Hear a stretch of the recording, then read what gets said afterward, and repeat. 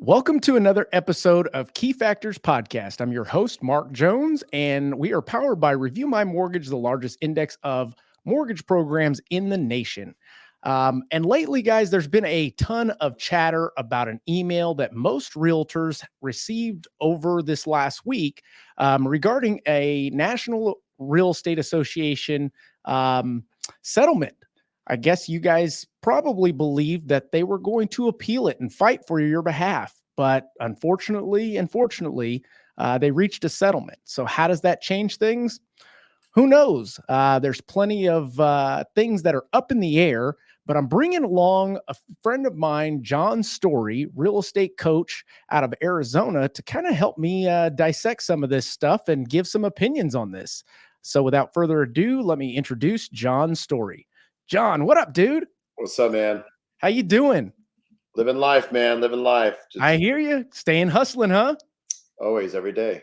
So it's been a little while since we have caught up because we're both grinding, of course. And since we spoke, I've jumped back into production. The world needs more lenders that know what the hell they're doing. So I'm here to give it to them. That being the case, man, are you hearing anything? What's going on? Matter of fact, let's stop. How are things going in your neck of the woods? What you been up to? Man. I mean, I don't really worry about it because this is what I coach on. When I put out a post and you reach out to me, I've been telling people they had to build a value in a brand. And over the years, I've always said, why would I pay you 15, 20 grand to sell my house when you don't have any systems? Every realtor is going to come back with the same thing, right? But they all have the same thing. Yeah. And it's a weird market to where, in real reality, why would you pay somebody 20 grand? I mean, consumers now are aware that they never had to actually pay you Correct. the percentage. That's just, they didn't realize that commissions were negotiable. Now they all do. Yeah, that's true. My phone's been blowing up with consumers that have just actually closed on homes that I know personally. And they're like, can I go back and sue my realtor? Wow. And what is your response to something like that? I just said, well, you signed a disclosure paper on what it was.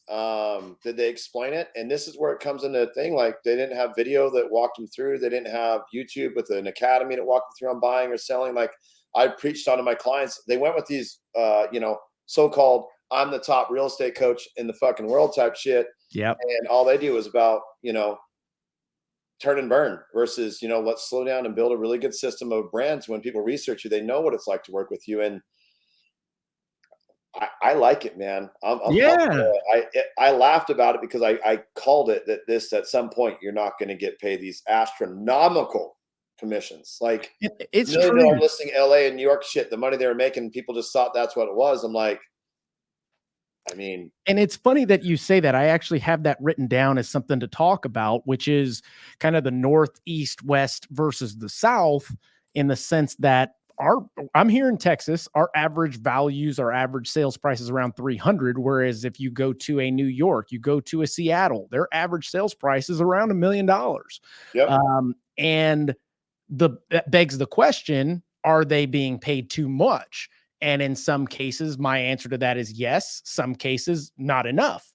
That being the case, what are your thoughts on that in regards to the value of what they're trying to provide? And the reason why I say that is I had a really good discussion with Ken Perry a couple of weeks ago. And he was talking about how if I were to sell you a pair of shoes and they were free shoes, no problem.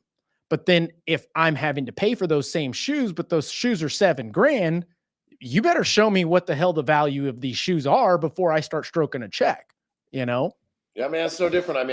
When I do my seminars, I treat them like an open house in a sense. Like, here's what I bring, here's where it is. It's weird that you say that, because coming from a coaching different side of that, realtors are broke, dude. Yeah.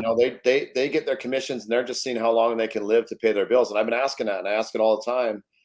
And, for my coaching fee, which is, I would say probably the best in comparison to what you get for value, how many realtors will tell me they can't afford it?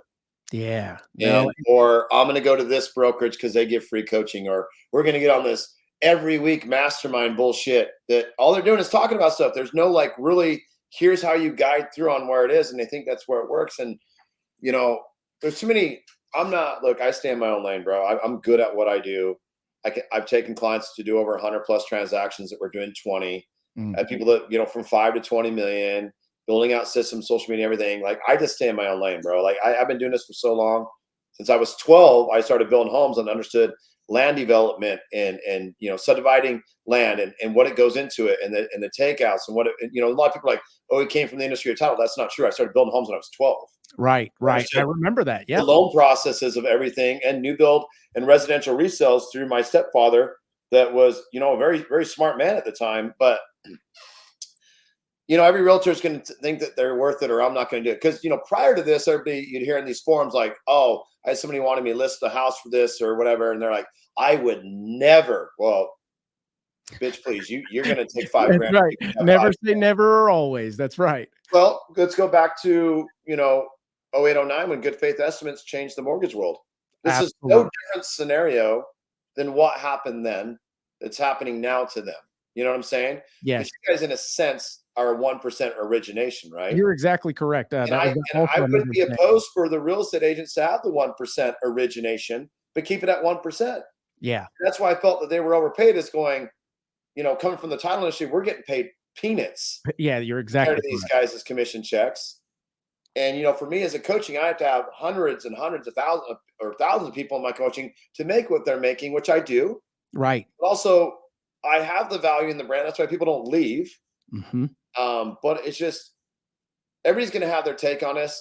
I think realtors are definitely overpaid. I think, you know, I think there are some amazing people out there that have great talent that I feel do earn the pay that they would, you know, want to put out there, in a sense. Right. But when you go off the marketing where you said the $1 million listings or whatever it is, that's just common now.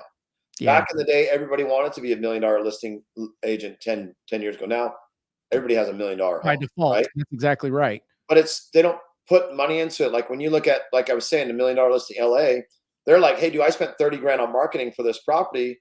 I know realtors that they don't spend shit. They have they take for everything. Their iPhone. They're paid for everything.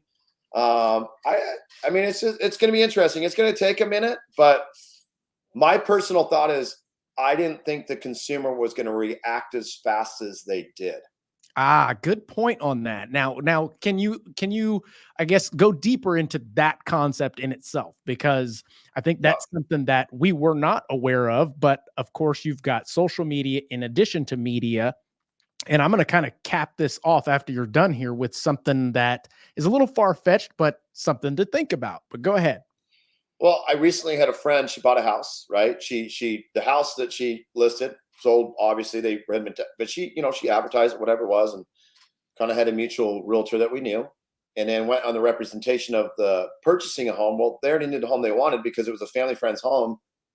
And, you know, it could be two parties where it was, but the realtor expected to make $40-something thousand on a house that they're like, dude, you just have to write a contract. You're writing a contract. Yeah. And the realtor still made 20 grand. Wow. But this person's going, well, this is interesting.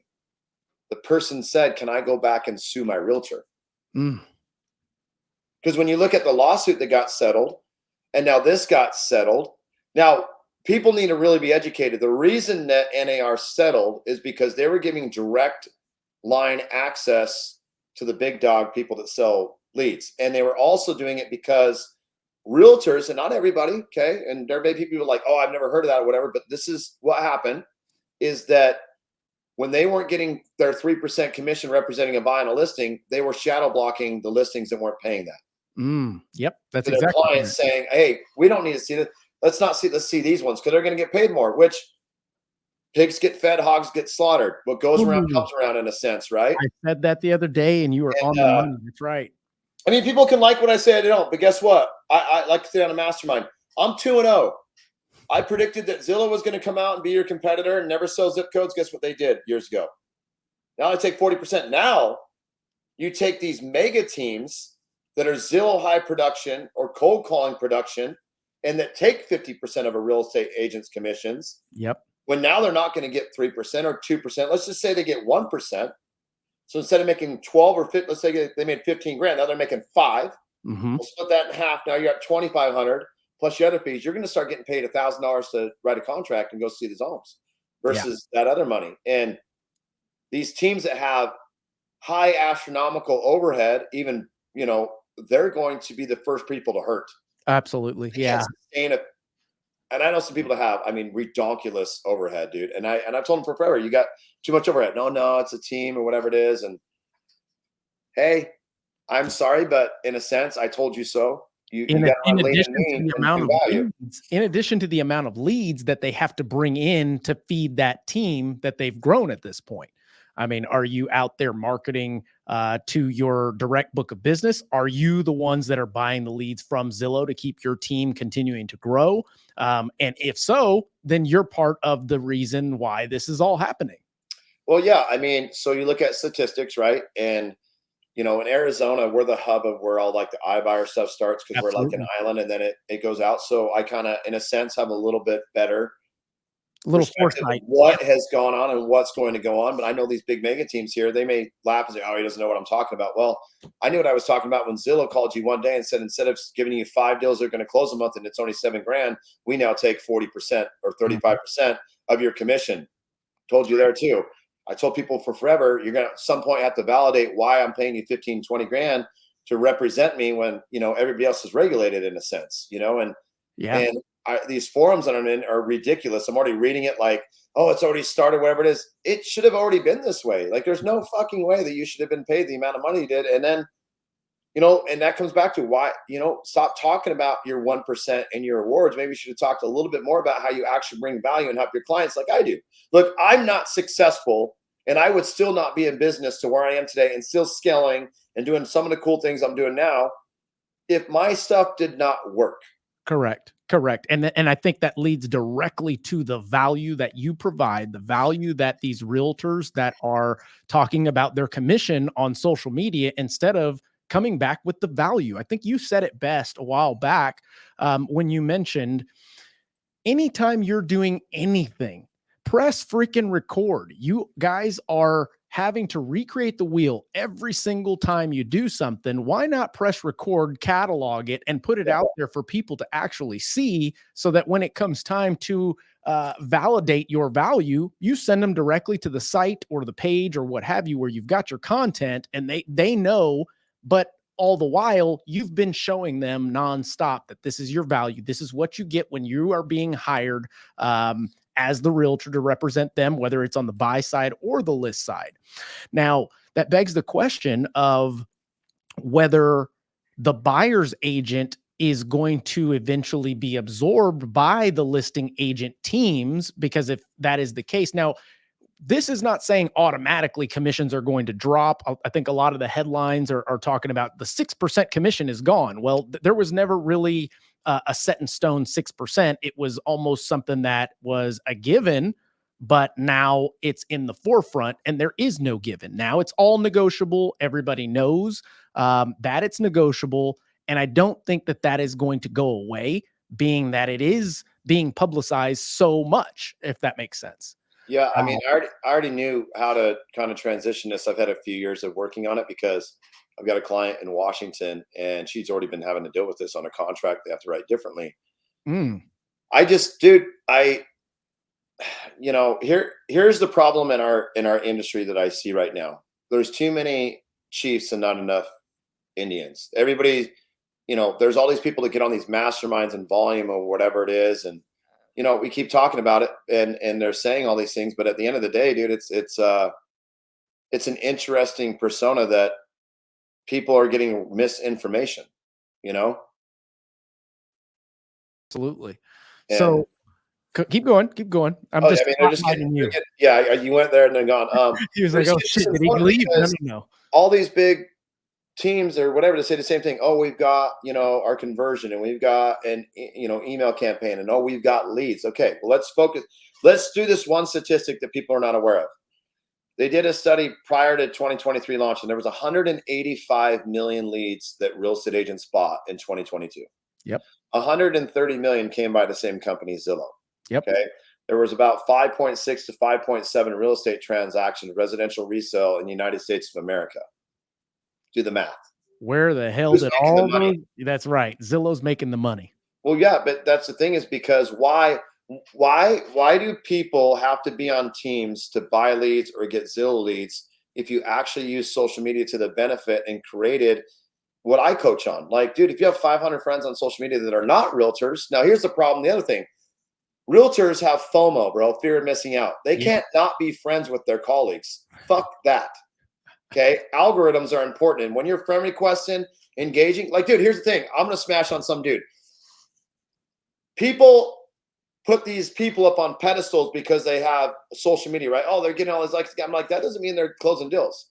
Right. There's a person that proclaims himself and I don't know his name or whatever it was, but he was on all these showcases and all this. Look at his content. It's going viral. He closed 7 deals in a year. I think I know who you're talking about, but I'm not going to say it because he's not even worth getting no need. You're exactly correct. But these are the people that are giving real estate agents advice. Look, I have a formula literally in my coaching. Here's a entire checklist. If you do this and build it, you will do 100 transactions a year. Why?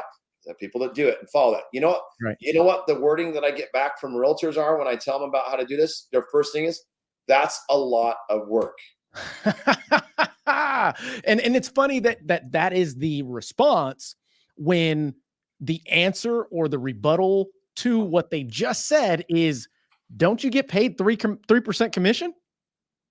I mean, it's full circle of what we're talking about right now and what they're attempting to fight against, but yet most of them don't know what or why it has been done.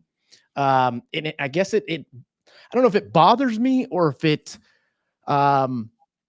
confuses the hell out of me as to how little many realtors don't know about this situation that's happening right now. They don't. Well, because here's the thing: there's too many moms clubs and dads clubs that are trying to be real estate agents. Mm-hmm. And I'm just going to do this part-time along with my other job and make that. And you know what? It just disrupted the industry because they're taking those 2-3 deals a year that would go to somebody else that actually does treat it. But I don't think a lot of realtors in a sense treat it as a job. If they did, they wouldn't be going to all these mastermind and events. Like, we're going to learn and let's tag all these realtors and get these realtors on stage and let's have the lending side and the title side. Let's put these top producers on a panel that are literally, in a sense, lying to you. Because, if I was a realtor and I was going to these things, the first question I'd have is, what's your monthly overhead? Mm-hmm.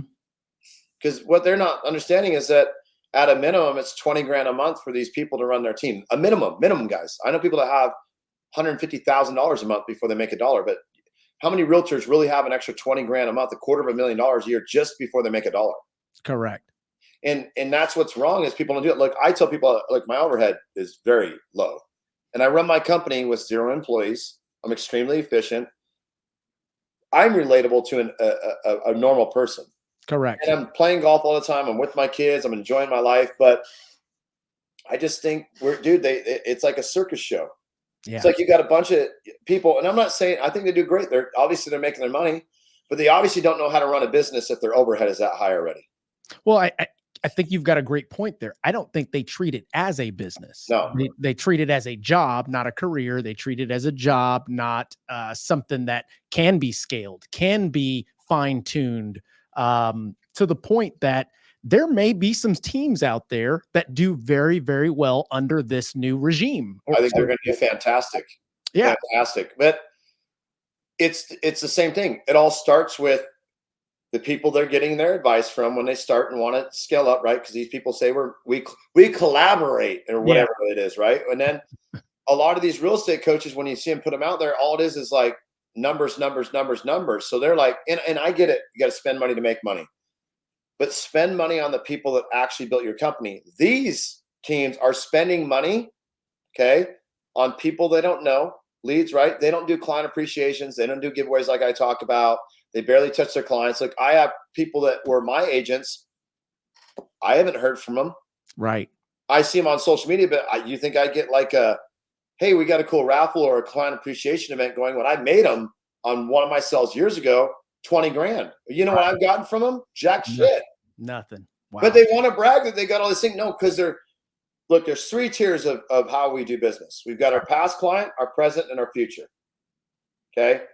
They focus so little, and they say that, agents, I run my business off a lot of SOI. Well, then why aren't you closing more business if you've been in it 20 years? Good point. I know people that were did a ton of volume. They didn't want to listen. And I told them straight up to their face, I go, you're just not coachable. Well, yeah, I am. I just don't, I go, yeah, you're too numbers driven with the people that you're around because you see this limelight that they're going to do all these things. But I'm telling you, bro, these teams that are out that were solely based on Zillow leads and all these things, Transaction. these agents, yep, these agents under them aren't going to wake up until they realize their paycheck's going to go there. Because Zillow can't go to a client like, oh, it's 2%. No, they're going to negotiate the deal. That's right. And I don't think, they're saying that the sellers are going to control it or listings are going to control it. No, we still control it, but the consumers have always been in charge. This is interesting. The consumers have always been in charge and was always been able to do that. They didn't know that they were fully in charge. Right. I agree. In addition to the uproar of social media being this glamour position of a realtor, you're the ones making all of the money. And I think I had spoken about it about a week ago.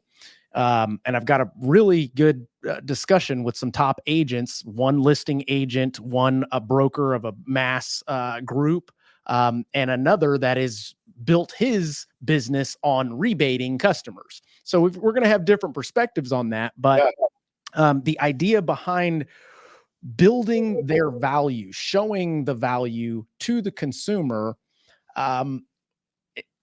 it got put on the back burner by showing what you can buy with what you actually closed, essentially being a top agent.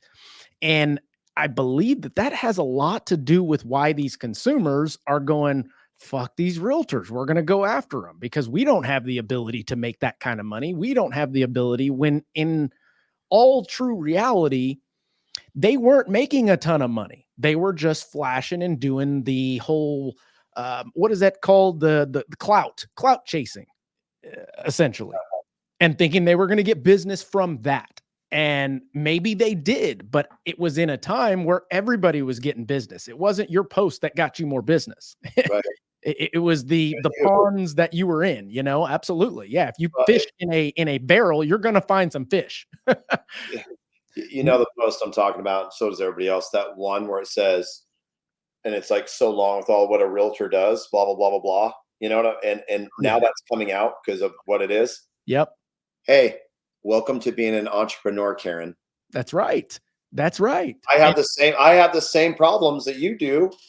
You don't see me going, this is what it's like in the cost of being a real estate coach. No, it's my job. I knew what I was stepping into.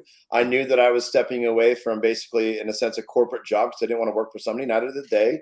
But at the end of the day, this is called, you now have to run a business in a sense. And it's just weird, man. I mean, people are going to have their own perception of what they think it's going to be. I think it's great for the industry because I do think that people are overpaid. And I didn't agree with that when people were having their home prices go up to what they purchased and they earned and they put money into it and fix up the backyards and stuff, that a realtor is now going to get a percentage of that. So they don't understand it. Like every dollar you put in, just know.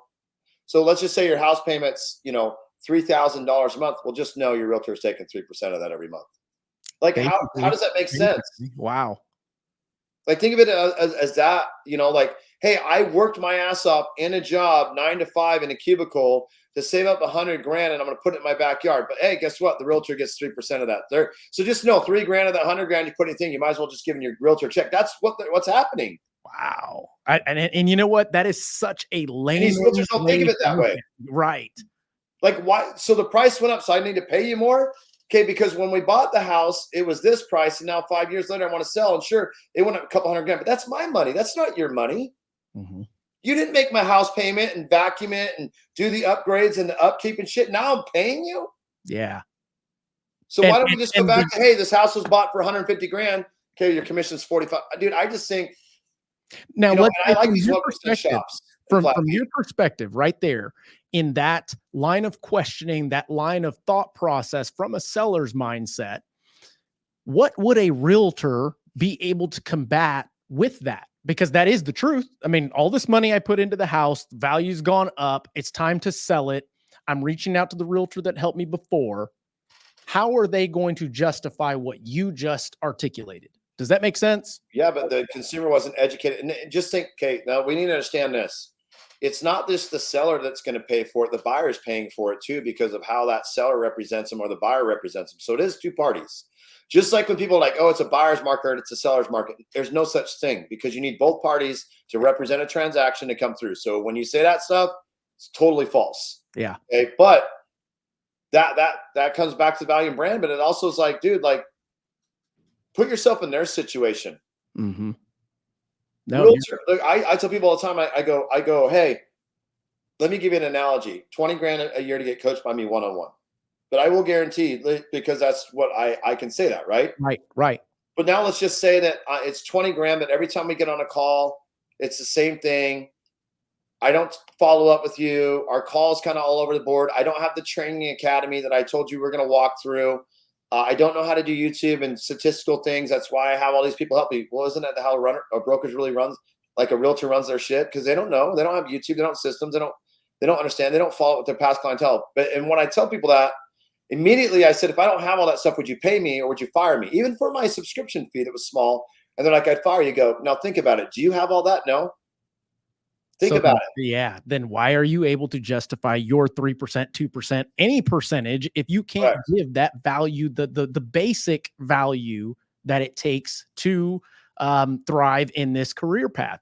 Man, I think you hit it right on the money there. Here's the feedback I get. I have experience. They need this. This is look at my listing packet that everybody else has. Look at my marketing plan that everybody else does. The only reason they're going to pay you more is you. Like, you have to. What do you have to value besides that you're a realtor? Because you're not the only realtor. Right. You're not the only person that's going to represent them. You may not be the only realtor that they know.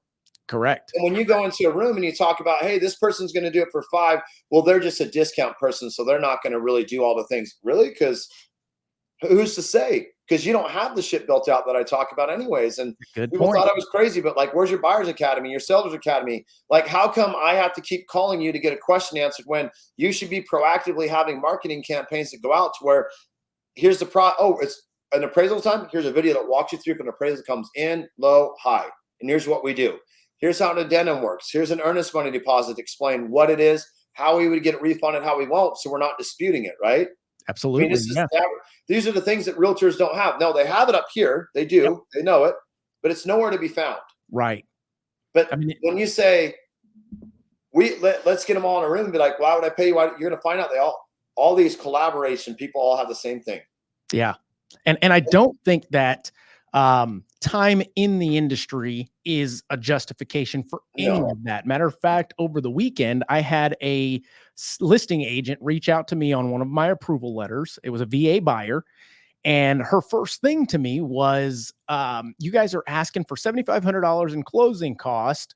My sellers say that they didn't have to pay any closing cost when they bought their home. So they're saying that there is no closing cost with a veteran. And I went, okay, wait a minute, ma'am, how long have you been doing this? Like, can you look back at other transactions that you did to tell me that one of your VA or all of your VA buyers didn't have any closing cost? Instead of listening to your sellers, you be the expert and let them know that every transaction has closing costs, period, whether you're a veteran or not. And jumping off the call, I look it up and I'm going, wow, she's been in the business since 2019, before everything went up. So it's like, it doesn't matter how long you've been in the industry. Right. Matter of fact, I would even go as far as to say it doesn't matter how many transactions you've done. Because let's face it, you can get through plenty of transactions just going through the motions, especially when it was 2020, 21. You were writing a contract, getting it over and on to the next. There was no process of let's make sure that we go through all of our checks and balances so that I can prove my worth to you, and you're going to send me referrals as soon as we're done with this thing. Well, it comes back to that they had 3 years of creating bad habits. 2020 and 20, whatever, things are just flying off the shelf. People have the consumer had FOMO of like, I need to buy now or whatever, right? So we but we install the fear in people and then they don't understand. But this one is actually getting pushed out more from the real estate social media, but also the news. And then you look at 2023 was the lowest transactions that had been in, how many years, right? Okay. Mm-hmm. Well, then how come my client that closed 100 deals the year before still closed over 100 deals? That's a good point. That's a good point. My systems, my touch campaign, my value, that I coach on that helps people. And it's just, dude, it's the lack of inconsistency is why people are not successful. Like they don't, I don't call in our household chores, we call them critical tasks. Okay. So I'm training my kids as an adult. You're going to have critical tasks you need to do every day to be happy. Number one, be happy. I think that's a lost thing, but like you got to feed, do your chores and whatever, because when you're older, we become adults and we live in a really weird society to where people that are actually our clients, not per se me, but per se like an actual consumer that's going to build is that, look, man, they're told how they're going to live their life, the cars they drive, the lifestyle they're going to build, all off the job that they chose. And that job also describes the home that they can buy. It may not be their dream home, but it's something that they're going to be proud of. And instead of us making them this high-end person, we make it about us, like, oh, look, I have 4 in a contract and 2 sold and whatever. But you still didn't learn. The number one thing is your clients are all asking you questions, and you're not building systems to be able to be proactively ready for the next buyer, the next seller, the consumer that's coming to your page going, how do I get started? What it's like to build? What's it like to sell? And I think that's just a lost art that we have in our industry, is that we pay too much attention to these people going, oh, let's be on this panel. Just go do your job, man. Like, you're not a public speaker. Go do your job. Like, why do you need to be on a panel? And most of them are all full of shit. Why do you think they don't have me come to these panels anymore? Because you told too much truth. That's what I think. They don't like to be, dude. Dude, the first time I met you, you were given that presentation to RD Realty, and I was sitting further back, and it was like, okay, this guy knows his shit, and he's not scared to let you know that you're doing great or you suck and you need to step your shit up. And instead of somebody just saying that, you've built something that backs it up, that says, okay, you need to do better because your shit sucks right now, but here is what you can do in order to get better. Now it's up to you to go and do those things. It's always going to be up to that individual to help move their career path forward, to justify their commission, to streamline their process. See, that's the thing. Justify. That's all realtors. I'm going to justify. Should already be there. Yeah, it should. Why do you have to justify it? Should already be there. Yeah. And that's their mentality. Yeah, because it has been inherent this entire time, but now it was just a norm. It was just a norm that you were going to get paid that. And I told people it's not going to be the norm. I mean, and when I was at that group, they didn't like it. They're like, well, you notice. I'm like, I ain't changing the fuck I am, bro. I'm going to stay successful. And I said, and I had somebody the other day that was in a class or saw me online or whatever it was, and it was a realtor. They're like, wow, man, like you're really direct and to the point, and like I don't know if I can handle that. And I said, well, apparently you're not direct enough because you've only closed 3 deals in the last year. I'm still making my money. And I said, I go, did you ever Google me and look up my reviews and everything like that? Every one of my reviews, every single one of them is a 5-star. Even though I lost because Google's, they had a screw up and a glitch a little while ago, but every single one of my reviews says he's no bullshit, no sugarcoating. But if you actually want to build a business of consistency to be happy, every one of them says that they're happy. All of them say they're getting deals, they're killing it, right? Yeah. But that all starts with he is no nonsense. Why? Because, dude, we don't have all the time in the world to go do things. I'm not going to take 20 minutes to hand out awards. No, you're on your job, live a really good life, learn to be happy, which I think most people aren't, and just have fun doing it. Absolutely. This should be an experience for your clients, not an experience for you talking about you. That's right. Talking about you. That's exactly correct. It's about people that help you. Like, I'm not in business because I'm good at what I do. I just know what I'm good at. I can help people be better at what they do and realize that, guess what? You can make it in this industry, but you have to be committed.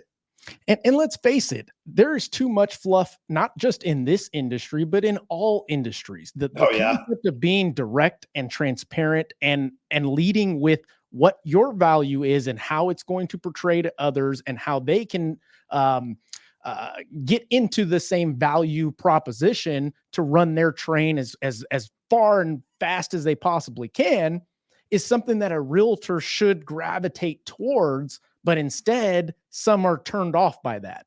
In my opinion, it's like, well, what is your mindset then? What did you get in this business to do? You know, Right. I mean, they'll love all the other big entrepreneurs and go to their events and read their books. Like I tell people all the time, I'm like, let's take example to 75 hard. I like that. Yeah, go ahead. Okay, so let's take the example, and I'll tell people will be like, oh, dude, I just completed the 75 hard. Now I've done it twice. Okay. I also used to compete, which I think is harder than the 75 hard. It is consistency. Okay? Absolutely. But I ask people that are realtors, I'm like, what'd you learn? Oh, I can do this. I'm like, okay, well, tell me the process you leading up to wanting to do the 75 hard. I wanted to create consistency, whatever. Okay, I think that's great. Did you follow the steps? So like, what do you mean? Well, Andy has a podcast that he wants everybody to listen to that talks about the explanation of the 75 hard. Then I said, well, did you order his book? What do you mean, what book? The Power List, where it talks about, did you win the day? Did you not win the day? Did you take the 5 things on the list after 29 days? Did you substitute it? Did you do whatever it was? I'm glad you drank your gallon of water and your 2 workouts and read 10 pages, whatever. It was teaching you that you can't even follow simple instructions on how to begin a concept. Yeah, you thought you were doing all of listen to me. And it was all of them at the 75 hard post. Here's what my body looked like. Here's what it looks like after. Not here's what my brain looks like. Yes, here's what it looks like after. Going, dude, no shit. You're gonna lose weight when you can't eat out and you start moving, drink, and you have to have a routine, and you're working out twice a day and drinking just water versus a beer or tequila and not having donuts and shit. No shit, you're gonna lose weight. But the functionality was for 75 days you can be consistent. I said, well, why don't you do 365 hard? That's hard. I mean, you already started it, apparently. Keep the train rolling. That's why he created phase 2. Yeah, you are on the money. You are on the money with that, and I believe it. I have not done the 75 hard yet, but I do understand it. I believe in the philosophy of it. I understand that it is more than just let's lose weight. No, let's change your lifestyle. Let's change your mindset. Let's put you in a position to where once you're done with this, you can choose to continue, but hopefully what you learn from this, you can apply towards your everyday life and business and family life and everything that you do. I'm a huge fan of Andy. And think that he's going to go very, very far. And I'd love to see what he has to say about this concept, because I think he'd just call them all a bunch of little bitches, to be honest. Yeah, but I mean, it's funny that so let's flash back to when I was at an event with you. You know what I get now? I would say over the last 9 months lately. Thank you. Thank you for being. I leave now events versus people being like, fuck that guy, because it was the best years they ever were. Right? They were going to sell, but now people are like, dude, thank you. I needed to hear that today. You made me feel like I have the talent. You explained it in a way. I'm like, yeah, but I've always explained it that way. Right. The difference is that you're not making the money that you used to. Your skill set with all this information you took from people didn't pan out to work the way that you wanted it to. But the third thing, and this is where I can say I made a switch from probably when I met you to whatever. Are you happy? Good point. Because when I was traveling all over the world and making more money than I do now, and I do very well, I wasn't happy, dude. I was a lost soul. Like I was the epitome of the realtors on stage getting petted, take pictures with me. I'm flying here. And you got to have this. You got to have these aha moments, dude. And I think it's really important if people want to understand this podcast, who I am. 22 to 23 days of the month, I was flying and not home in my own bed. And I have a 13, 6, and 5-year-old. And I wanted to know how to pivot that. So now I have more one-on-ones that I take, and I now do broker packages that are launched this year. Gotcha. My subscription is not obviously as high, but you know what? I'm making more money. Right. In a sense when I pivoted, but now I'm gone possibly only 8 days of the month and I'm home 22. So I flip-flopped it. Well, that should tell you that I know how to run a business to keep my ROI sustainably high.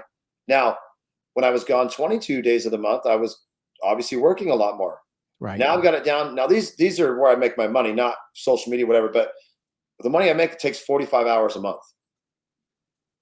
So when they want to talk about systems, I would also go as far as to say that the journey that you took doing the road shows and whatnot was a necessity to get to where you were, to where you are now, because it was a phase that you had to go through, and you being the person that you are, instead of just going through that and at the end of it going, okay, let me take a break and then let me get back on that, you went, no, I've already built my brand, my reputation. I've built my exposure.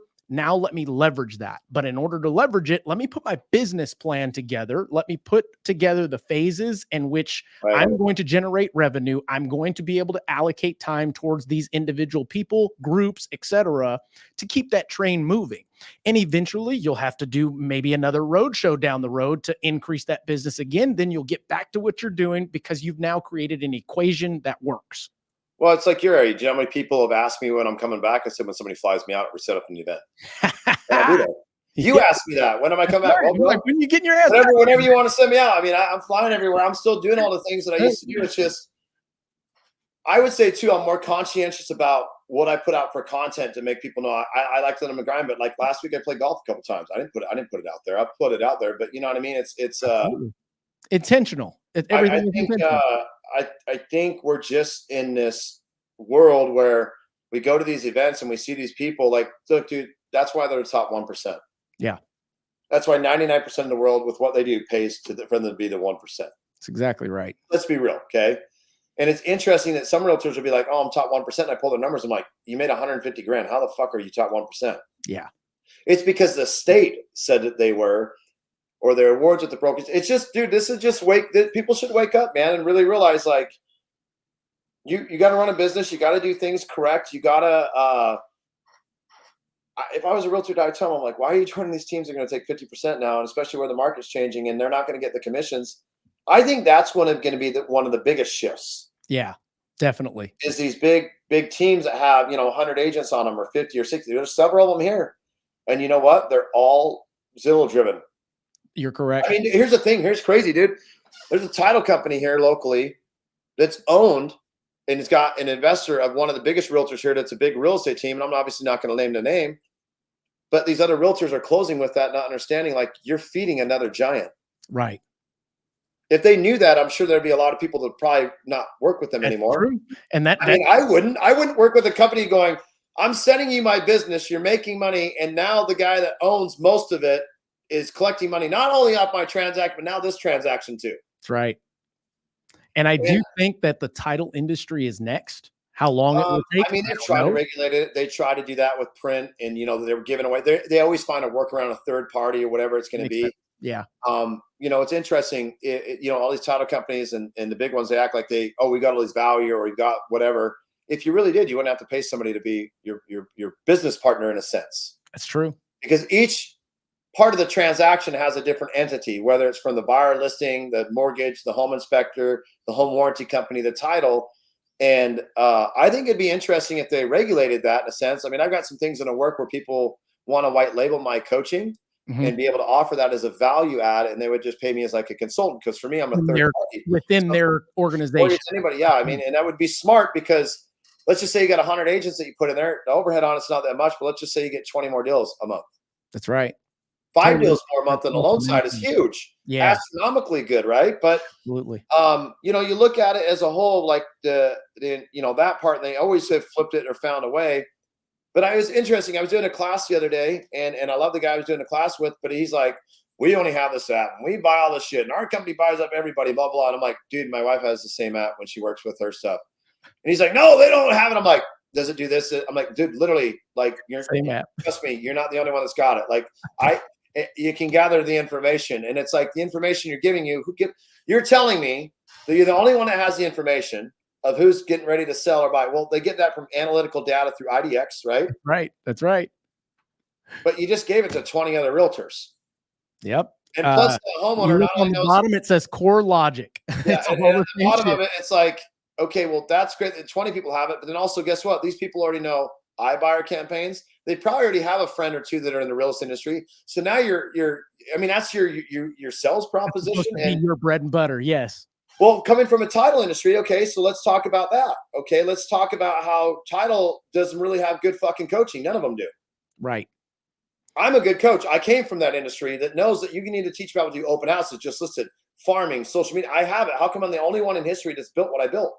Right. And these other people have built companies and sold them because they were put on stages by the Fortune 500 companies that paid 50 grand for you to be on stage. They didn't earn it. They were paid to be on stage. Correct. And it's an interesting persona that we have of, you don't see me complaining going, oh, I want 3%. I want 10% of all your guys' commission that closes with me as a client. Could you imagine? What's the difference in them making? So I just want $1,200 if you're making 12 grand. You're mad at it? You got your 12 grand, right? That's right. Oh, you don't want me to take $1,200 from your payment, but yet you're okay to gouge. See, this is where it doesn't make sense. And I think that what you just said right there is something that should be asked or at least brought up to every realtor that is gaining value from something like coaching, something like a tool that they're using. If they were to flip that tool to becoming a percentage of their commission, would they still use the tool? Well, the answer should be yes, because they used the tool that got them the business, but then they're too good to go, I don't want to give up any of my commission for it. Wait a minute. Right. Like, wait. So let me give you an analogy of that, of like the commissions of where it was. So I had a client ask me about one-on-one. I'm like, it's $1,500 a month. You get 3 scheduled calls, you get a mastermind, you get access to me, plus all the other training, plus whatever, and I'll help you scale it out. And I said, just think, you do 1 deal a month more and it's 15 grand or whatever. Just think, I'm only taking 10%. I go, but let's talk about the brokers you work with. They take 10% or whatever, or maybe not, maybe it's flat fee. I don't know. Just hypothetically, right? Right. I said, just think, now transaction 2, 3, 4, and 5 are 100% profit because you already covered me. But the response was, this is crazy.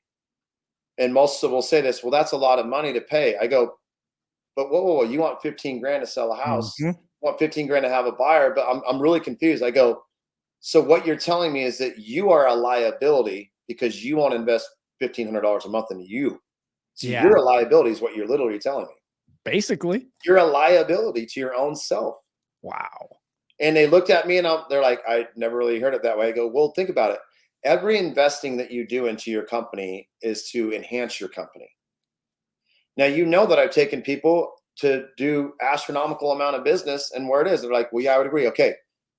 So I'm not a liability to you. Right. The reason that you're feeling you're a liability is because now you're going to get called out on your bullshit of laziness more in depth versus my subscription fee versus the one-on-one or a consultation fee or whatever it is. But that's where they're at. They're like, we had a mastermind like last month. We talked about the academy to build it out. And I said, how many people got it done? And they just looked at me. I said, dude, you guys have had 30 days. What did you do? Like, I go and then I flipped it on them. Like, can you imagine if you guys wanted me to put together something and here we are 30 days and now we go to 60 days and I still haven't done it yet? What would you do? You all would fire me. That's right. So why is it okay for you to push out into the public that they need to pay you all this money, but yet you've had a month to get your shit together and a lot of things and you didn't get it done? Now, I would say 80+% of them are almost done with it, but there were people that weren't. And it's the 80-20 rule. People don't want to hear it, but hopefully people, when they listen to this, really take this fucking makes sense. I need to really figure this out. I need to stop looking at my clients and going, how much money am I going to make to pay my bills versus how much can I take to put back into my business? But my business is what? Okay. If I was to ask you, what are your business entities? You and your clients that have already paid you. Absolutely. And people are taught by coaches and other people to go spend money on what? On bullshit most of the time. People that aren't people that they have no fucking clue who they are. Versus if you build the people, that's like the relationship. That's like working relationships. Working for the company you work now. And instead of you getting a paycheck, they just give it out to some random person. That's really how real estate agents run their business. And they wonder why. No, you're on the money. As a matter of fact, you said something at the beginning of this that you've got realtors that are going, well, our commissions could be cut by all of this stuff, and I don't think I can afford coaching. To me, that's almost the time that you need coaching so that you can double down on what it is that you thrive in, what you actually make money in. Don't you want to get better at what you actually pay the bills with, right? Well, yeah. Well, it's interesting because I think the newer agents that got in there and they saw those couple of years that were good, they just thought it was going to go. Like one of my buddies that helps me a lot is Brad Lee. Okay. Right? If people know Brad Lee. Bradley's no bullshit. He's just like me. He says it how it is. It could give a shit less, but he goes, here's what's crazy, man, is that when the market's good, they need a coach more than anything because the market's not going to always stay that way. If you study history of real estate, it's always up and down, just like rates, where they talk about rates, dude. Right. Rates in 1980 something were down to 3%, and then a couple of years later they're at 10, 11. I know a lot of people when they bought their first home, it was 12 or 13%. Right. You know, but what it is people are buying real estate on how they purchase cars. And when you look at people that purchase cars, most of them don't put the down payment to cover the tax and licensing. You're right. Now they're already upside down on the car in a sense, and once you drive it off the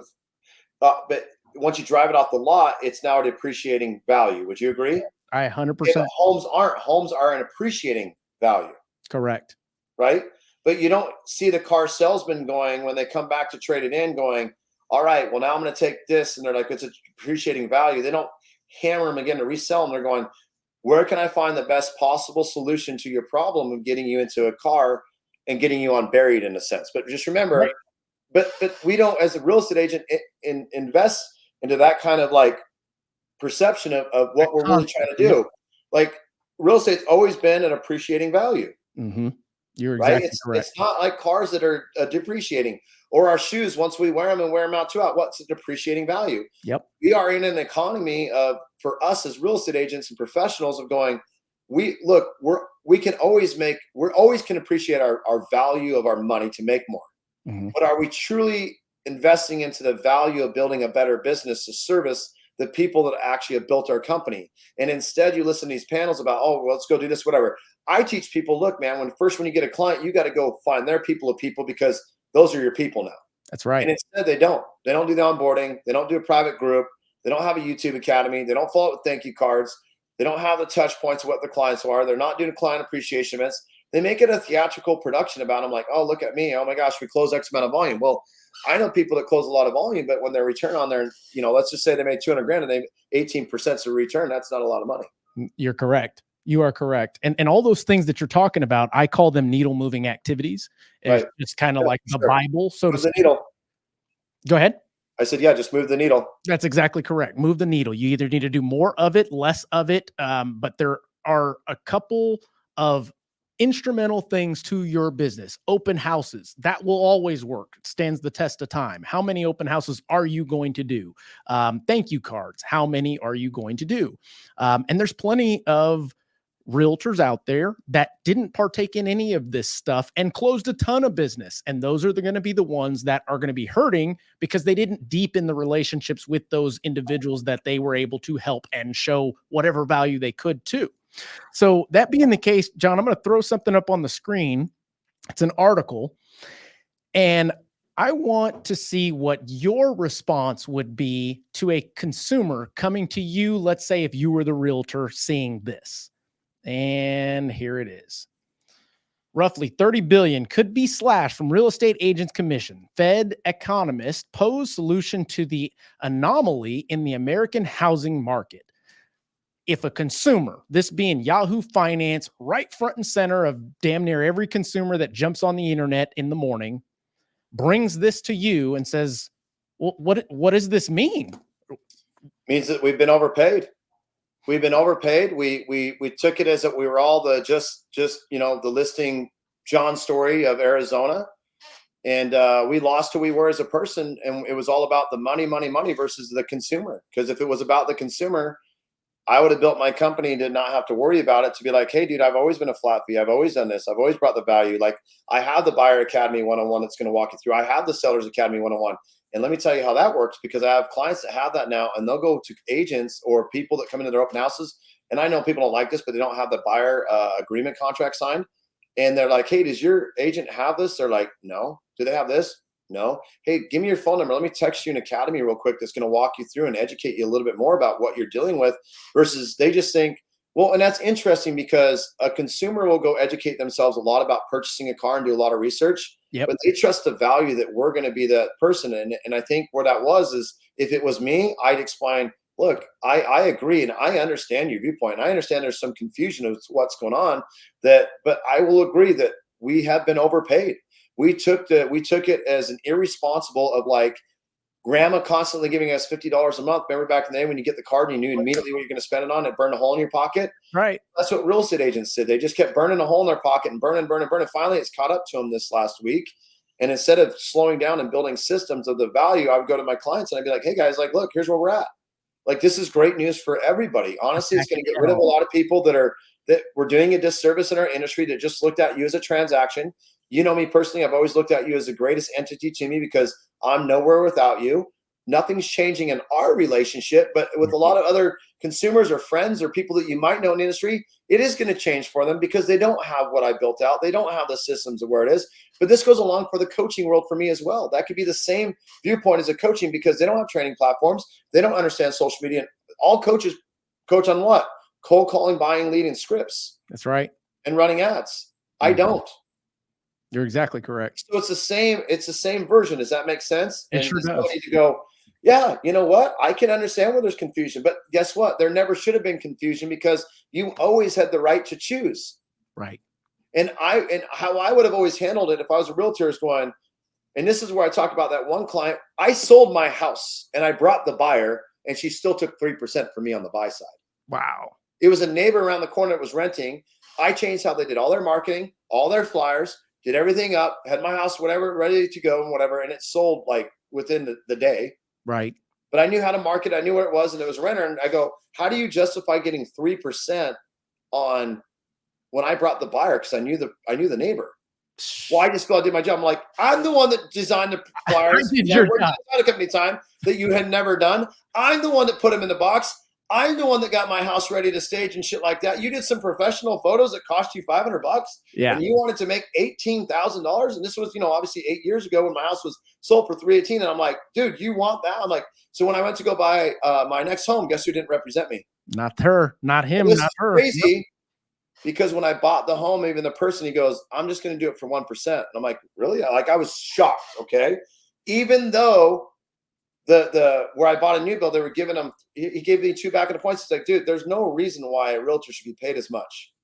He goes, you went and found the home. You went and did all this stuff. See, what we as real estate industry professionals don't understand, dude, your client's already been researching and has done 80+% of the work, and they're going to come to you. Why? Because every time they get on the phone with a buyer agent or whatever it is, hey, I know how many bedrooms, how many baths, here's what I've been looking, here's some things here's some price points. Well, how do you know that? Well, ZillowandRealtor.com have that, right? So they already have done so much of the legwork, and we act like, oh, we found them their dream home. No, you didn't, you dumbass. They already found it prior to you fucking showing them homes. Like, yeah, let's call a spade a spade. Let's call a spade. That's exactly correct. They've already been looking online and knew what they wanted before even calling you. They just think they need you. In real reality, you cut yourself out of the market because you're not doing it. You know what I mean? Like, that's what people understand. It's my buddy Pat Hickey that's been a car industry. He goes, real estate's just like cars, bro. They research it before they get here. That's why they know if they're going to drive a Ford, a Chevy, a Maserati, a Ferrari, a Lamborghini, and it goes off affordability, right? That's right. That's exactly correct. Wow. That way, that's some act right for most. It really is. We're coming to a close here at the end, top of the hour.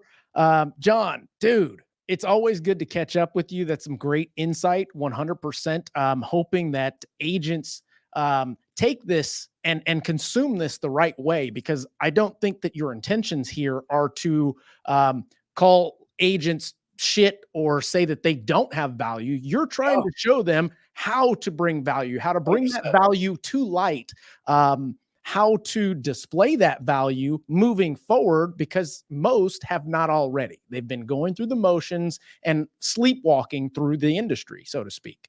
Yeah. Is there anything that you want to add before we cap this thing off? I mean, just slow down, pay attention to your clients that are actually making you money.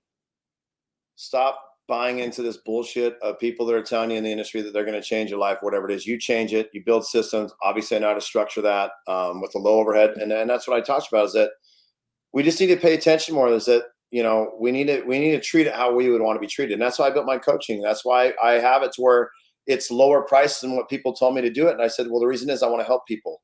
I truly want to help people stay in the industry and whatever. People are like, oh, well, you've got all this. Well, yeah, but I charge a very small fee for my subscription to help a lot of people. And guess what? The messages that I get where people are like, I was going to be out of the industry and I made an extra 50, 60 grand this year to do things. I was happy. That's what, dude, my process is the same process as them. They just need to switch their mindset a little bit more and realize that this is not a bad thing. This is great. It's going to get rid of a lot of people that don't do their job correctly. And I think obviously everybody has a talent to do their job better. Sure. And I'm not saying that my way I do things is perfect. I think it does a really good job for my clients and the consumers to really understand the educational process of what we're trying to help them with versus every time you get on the phone and repeat yourself. So, man, just remember to have fun, dude. You get one life. Like, it's true. I would like to end it with this: is that you go to all these events and these people are telling you how much money and how much volume they do, and not only would I ask them, hey, what's your overhead, but how many times have you to get up from the kitchen table to leave and go do something, or how many trips didn't you go on, or how many things did you miss of your kids not being able to go spend time with them, and really, why? Because you wanted the awards. There, if you build good systems, you can make the same amount of money and work less. That's right. That's right. And a lot of people need to understand that in today's society is that it's about how much time you're putting into the things that matter. That's perfect, man. Well, I mean, Jon Storey, ladies and gentlemen, and I believe that he is an example of what it's like to provide more value than what you're actually charging so that there is no question as to whether anything is justified or not. Jon, I want to thank you again, brother. We will continue to catch up. Dude, I hope everything continues to go well for you. Next time you're in town, hit me up. Well, let's get something together, bro. Let's get it on the books. Let's get it on the books. Better to do it now than later. We can talk about it, but we might as well just get it on the books. Let's be about it. Good deal. I'll reach out to you soon. All right, buddy. Thank you. Later.